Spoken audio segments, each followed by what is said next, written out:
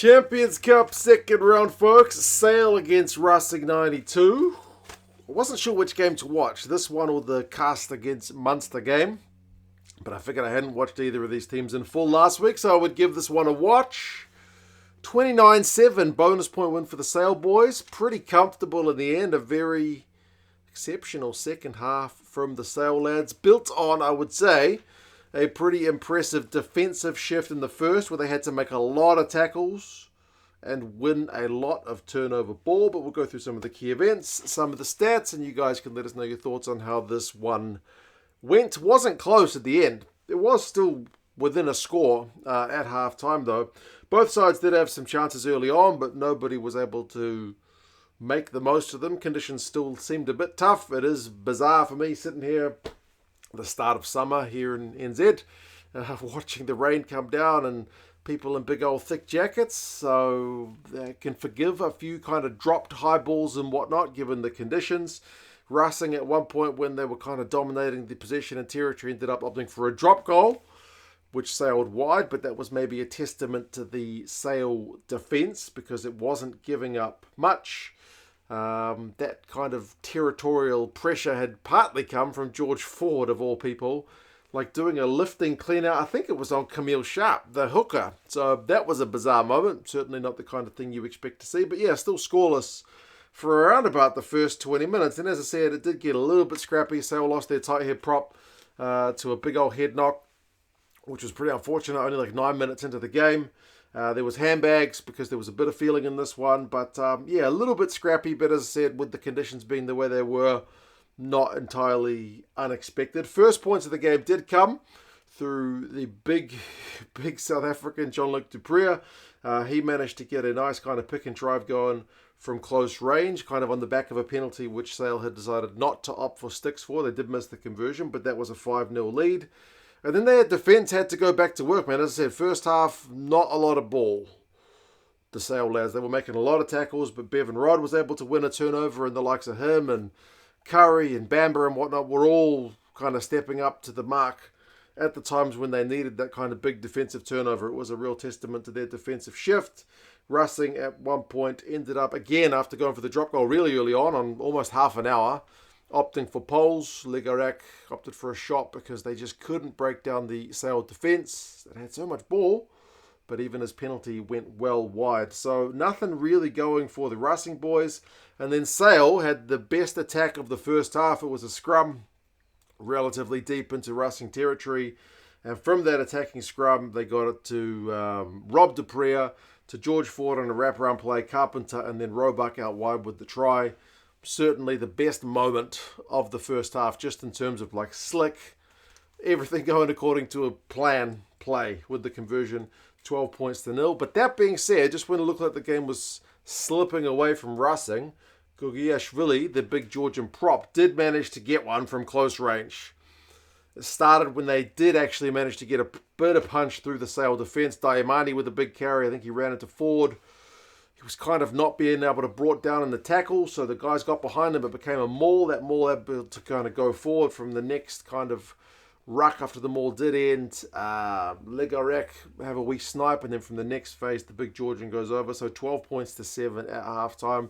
Still very much game on, and like Sale have had 37% territory, 38% possession, and made over 100 tackles to Racing's 35. So my question was, will Sale be able to keep up this defensive shift for the second half? The answer is clearly yes, because they didn't concede any points in the second. But interestingly, the turnovers one was 7-2. That's obviously in Sale's favour. And the line breaks, though, was still 3-zip to Sale. So despite the fact they had less ball, when they did have it, they were doing a little bit more with it. Second half, Sale certainly had a lot more possession, a lot more territory. They got their maul going in the second half, but it got held up. Continued pressure did manage to pay off when Roebuck managed to set up Carpenter for a try. That one was pretty nice. It was an intercept from a Racing cross kick of all things, because, I mean, if that moment, the commentary team used against the run of play, I feel like the run of play was with Sale, but at that particular moment, Racing had the ball. Cross kick, and Roebuck just takes it above his head. It's a proper catch. almost like Aussie rules or Gaelic football style. And then, yeah, that sets up that turnover play where the defensive line is not set for Racing. Roebuck with the line break, Carpenter with the support line, and that is try time. That is starting to look like game at 19-7, especially because Racing are just giving away so many penalties. They get a yellow card warning for the ref for continual penalties conceded. Sail up for the jugular, and they do go for that kind of line-out maul.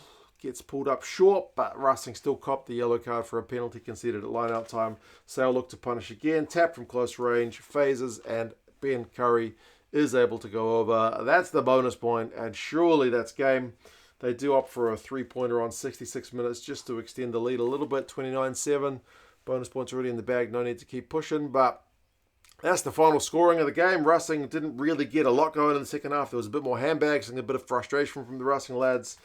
They did have a couple of attacks. Like I think Arundel managed to get him some space at one point, but there wasn't a heck of a lot going. They even almost conceded right at the death, trying to basically run it out of their own half at the death just to get a kind of consolation try. But Sale's try from turnover ball was chalked off for a knock-on in the build-up. So they could have had more, but not to be. Territory and possession finish a lot closer by full time. Sale actually have the better of the territory, 53-47. That's a testament to their second half performance because they were well down in the first half. Possessions 55-45 to Racing, so they still edge it, but obviously Sale had more in the second. Penalty count 15 by Racing, 12 by Sale. Certainly not as bad as it was at one point. Turnovers considered also 15-11 with Racing on the wrong end of that one. So too much coughed up ball. And then 13 turnovers to 3. That's unbelievable from the Sale boys on defence to be able to turn over that much ball. Their line-out wasn't fantastic. Sale, it was a bit shaky compared to the Racing one. But their defensive shift was great. 192 tackles made. That is an epic shift. The Racing boys finished with 106. Clean breaks finishes pretty close, 5-4. But, yeah, really good effort from the Sale lads, man. Flying the flag for the premiership at home. Daimani for Racing had 19 carries.